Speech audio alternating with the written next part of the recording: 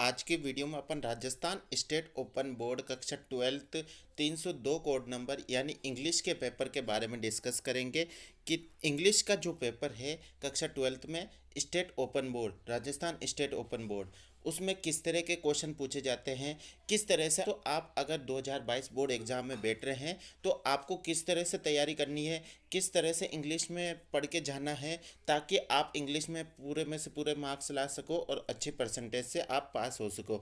दोस्तों ये video last तक ज़रूर देखिए क्योंकि एक एक क्वेश्चन के ऊपर, एक एक स्टेप के ऊपर और जो भी टॉपिक है सभी टॉपिक के ऊपर बात करेंगे और इंग्लिश का पूरा पेपर एनालाइज करेंगे। इससे पता चल जाएगा कि आपको किस तरह से तैयारी करनी है, कैसे क्वेश्चन आपके बोर्ड एग्जाम में पूछे जाते हैं। इसलिए दोस्तों वीडियो के लास्ट तक बने रहिए और बिना इसकी वीडियो देखिए ताकि सारी जानकारी हो सके।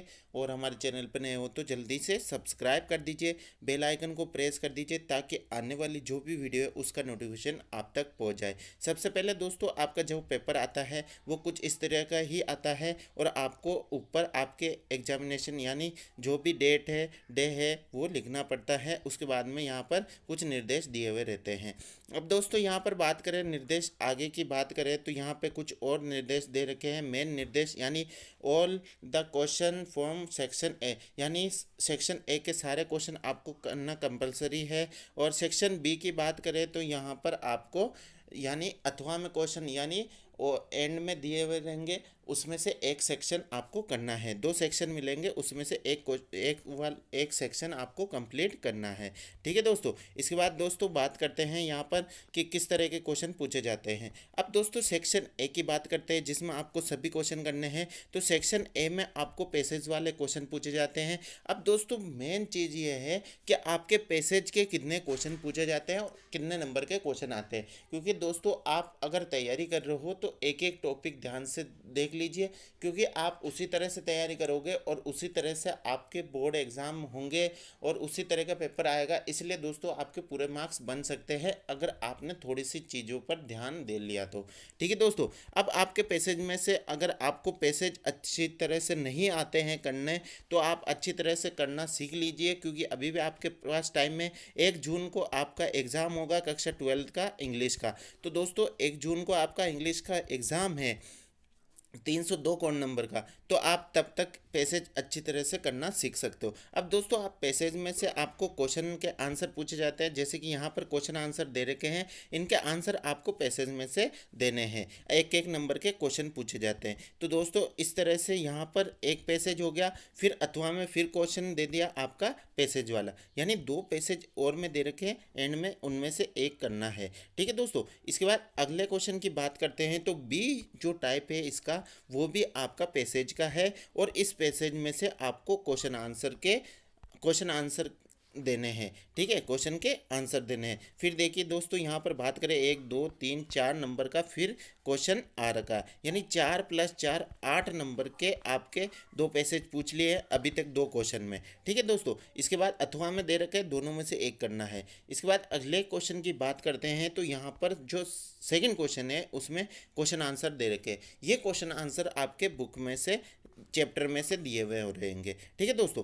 अब दोस्तों बात करते हैं वापस, तो यहाँ पर फिर क्वेश्चन आंसर दे रखे हैं। थर्ड क्वेश्चन में आपको क्वेश्चन आंसर दे रखे हैं, उनके आंसर देना है। इसके बाद फोर्थ क्वेश्चन की बात करते हैं तो फोर्थ क्वेश्चन आपको फिर एक स्टेंजा दे रखा है, स्टेंजा का आपको क्वेश्चन के आंसर देने हैं। ये 2 नंबर ये पोएम में से आएंगे। ये किस में से आएंगे?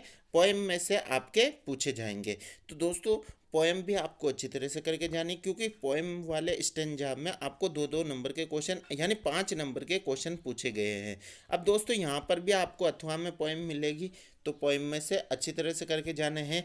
पैसेज और पोएम की बात करें तो आपको अच्छी तरह से करके जाना। इसके बाद फिर वापस पैसेज आ रखा है तो दोस्तों ये पैसेज यानी आपके ज़्यादा नंबर वेटेज की बात करें तो पैसेज और स्टेंजा इनमें से आपके क्वेश्चन पूछे जाए। जैसे कि यहाँ पर देखिए पैसेज में से 2 नंबर के क्वेश्चन पूछे गए हैं, यानी 6 नंबर का फिर पैसेज, यानी पहले 4 नंबर का फिर 4 नंबर का फिर 6 नंबर का पैसेज आ रखा है, यानी 14 नंबर का आपके पैसेज आ चुके हैं। 4 नंबर और 5 नंबर का आपका स्टेंजा पूछा गया है तो 21 नंबर तो इस तरह से हो ही गए हैं।